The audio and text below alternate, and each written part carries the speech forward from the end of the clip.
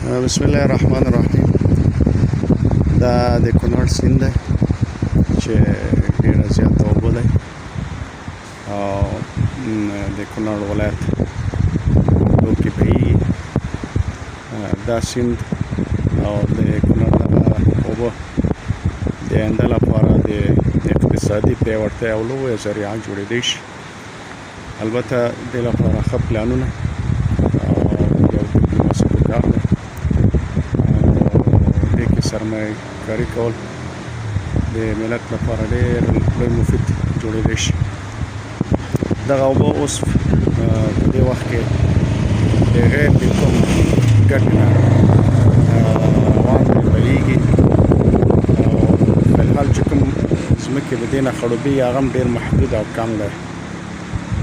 که چېرته زموږ افغانان مالداران په دې پانګونه وکړي نو دې نه مختلفې انواع سره فایده اخیستی شي. د برق تولید همدا رقم هغه ځمکو ته واړه واړه نهرونه ایستل چې هغه اوبه نه لري، خو دا یوازې حکومت نشي کولی ځکه تاسو حکومت فی الحال اقتصادي لحاظ نه مشکلات لري.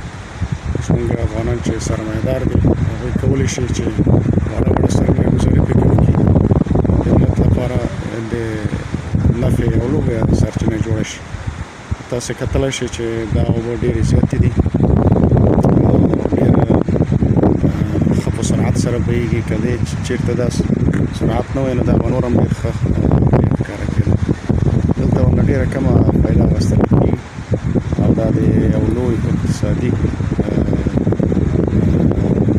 اقتصادي منبع یو سرچینه جوړېدلی شي.